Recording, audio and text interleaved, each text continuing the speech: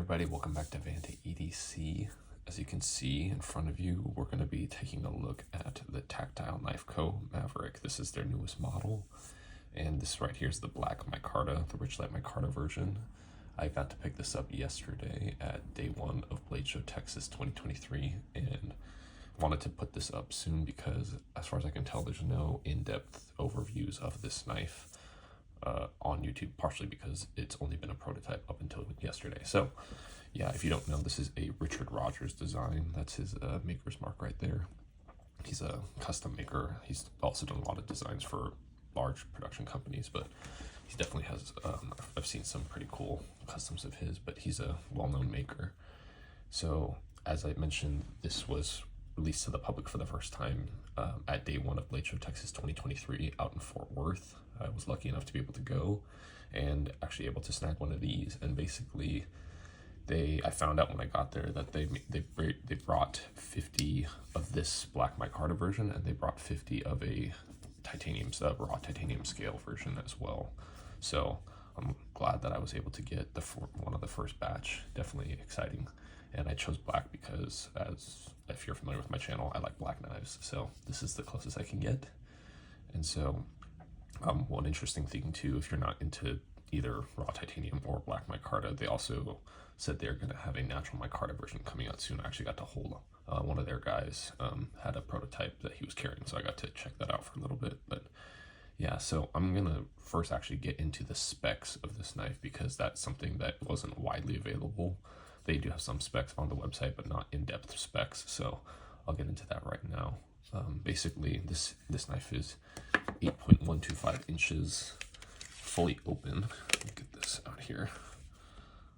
So as you can see, it's just over 8 inches long when it's fully open. And I weighed it before, and believe it or not, this version, the micarta version, is 2.6 ounces. So it is extremely light. So yeah, the blade specifically, this is a MagnaCut blade, CPM MagnaCut. You can see right there, it's written right there on the clip side of the knife. And on the, you actually get the certificate of authenticity from mine. They say it is in 63 to 64 HRC. So supposedly that's the optimal heat treat range for MagnaCut. So I know a lot of people are excited about that. So the blade itself is 3.5 inches long from the edge to kind of where the tallest point of the beginning of these scales. So it's exactly 3.5 inches long. It is, I actually don't have calipers to measure the thickness, but I believe on their website it said that the blade was 0.09 inches thick. So it's a very thin blade, should be very slicey. And it does have a flat grind, I believe. It's kind of hard to tell because it is so thin. So if it's a hollow grind, it's a very, let's see, if that helps at all. I don't know. It's hard to focus for the camera to focus on that. But yeah, I believe it is a flat grind, or if it might be a hollow grind, but it's a very, very minimal hollow grind. So yeah, in terms of the height of the blade, or like I guess this is the proper term, the height of the blade. I think it's,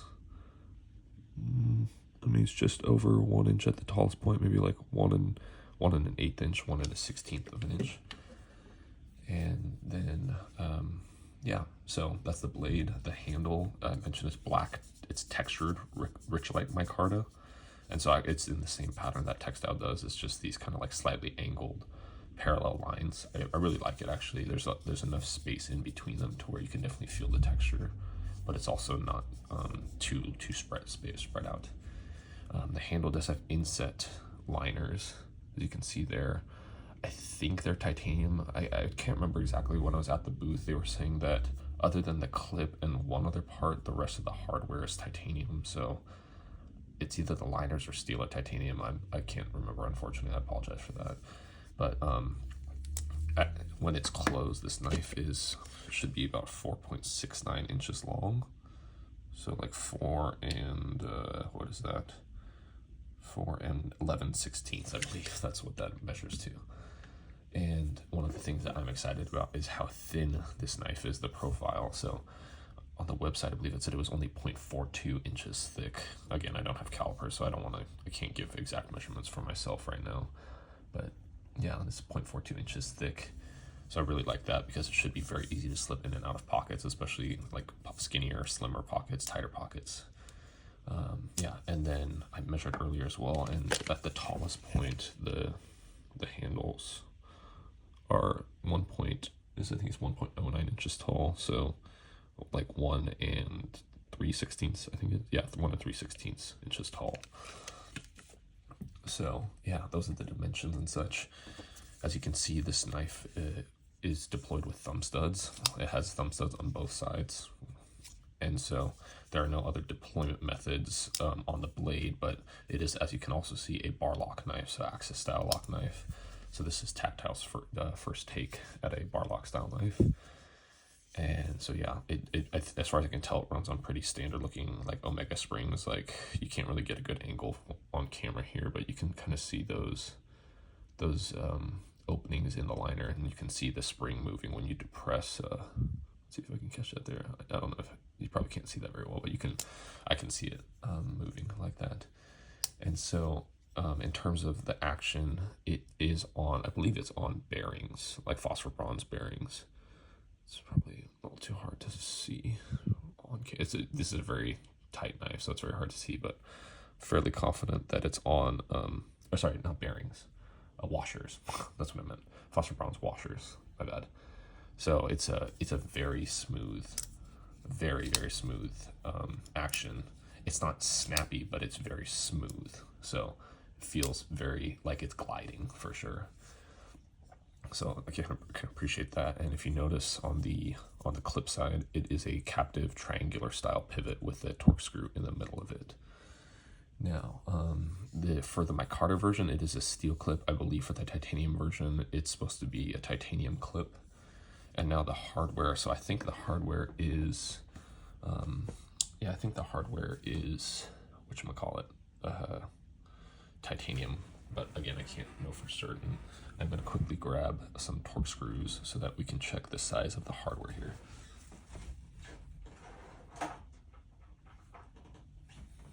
Okay. So, sorry for not being prepared for that. So let's see if all this is T8. So, yeah, that should be, I don't think it's T9. Could it be T9? That T8 was a little loose on the pivot there. Yeah, it's T8, so the T9 won't fit. So T8 on the pivot screw. T8 right there on that body screw, on the clip screws, also T8. Yep, so that's great. Makes it a lot easier. You just need one Torx bit, a T8 bit to disassemble and reassemble, tighten, whatnot on this knife. So yeah. So those are the specs and the just general information to know about this knife. Now I'm just going to go through my own impressions. The copy that I got, it looks very well executed. I don't see any major blemishes, flaws, machining marks, anything like that. The quality of the blade is great. It's hard to tell on camera, but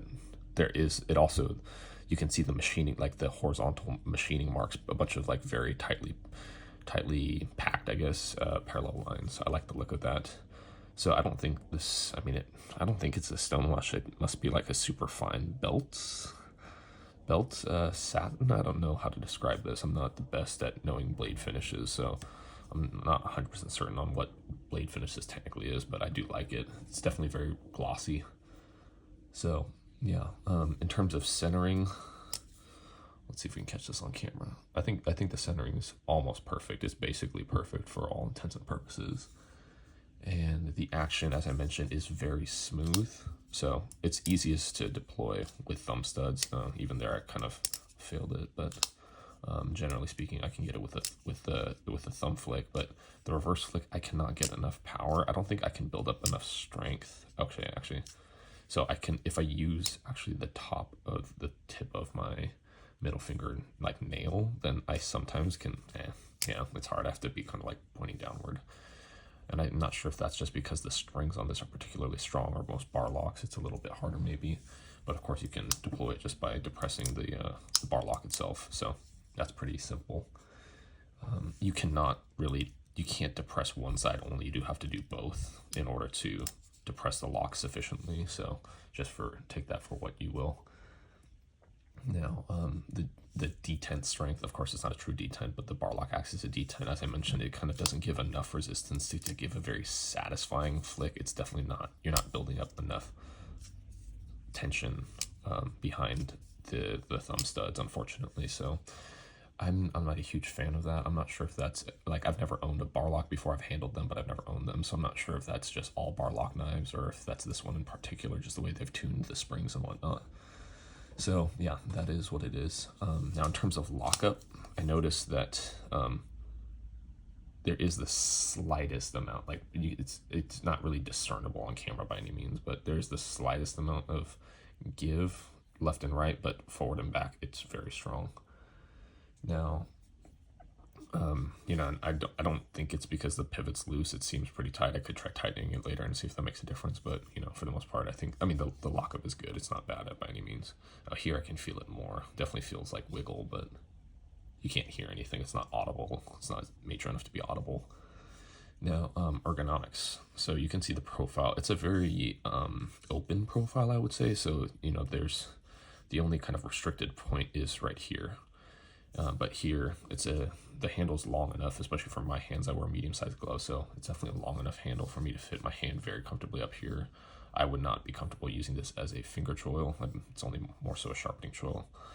But yeah, I think overall it feels like the profile of the handle overall is very comfortable. It has this nice sloping, this rounding over the spine of the handle. And then I like how that it kind of slopes off. It doesn't have like a hard angle here at the butt end of the handle. So yeah, there's that. In terms of the clip, the clip is raised a decent amount. Like, I don't love the way that this was designed. We'll see, time will tell if this makes a big difference or not, but the attachment of the clip is pretty high off the scales. And you notice it does have this almost immediate downward slope, but then it has this bit upward slope at the end, the bill. So yeah, that's there. You know, like if I'm gripping it hard, I can definitely feel it. So I wouldn't imagine that this would be a super comfortable knife to use if you're constantly, you know, especially if you're like really having to bear down on it, doing a lot of harder like work, pushing through like thick rope or something like that. I don't know. So that is something to note. So yeah, with the blade, it's a very thin edge bevel, but it's a very fairly, let's see the execution of the edge bevel. Let's see if we can get this to focus on. Yeah, I mean, yeah, you can see right there. It looks good for the most part. It's fairly even. It's not perfect, but it is fairly good. It definitely gets a little bit wider, at least on this side, right at the tip, than the rest of it, and then maybe even some in that respect a little bit on the other side as well. But yeah, I mentioned I'm not sure what the blade finish is, if it's just a belt satin or something else. It looks a little different than a traditional belt satin. So yeah, and I think it is a flat grind as far as I can tell. So yeah, this is the Tactile Knife Co Maverick. I think it's a very well executed, well designed and well executed knife. I'm not, again, I can't speak with authority as to the you know, quote unquote detent strength induced by this particular bar lock. You know, I'm not sure if that's normal for bar lock knives or if it's just this one in particular. So, you know, let me know if you have a lot of experience with other bar locks like Benchmades and whatnot, if that's common. You know, being a button lock guy myself, someone who prefers the very kind of the, I guess, fluidity, I don't know, the snappiness and whatnot of a button lock, this is not as satisfying to me, but you know, I'm willing to give it a shot.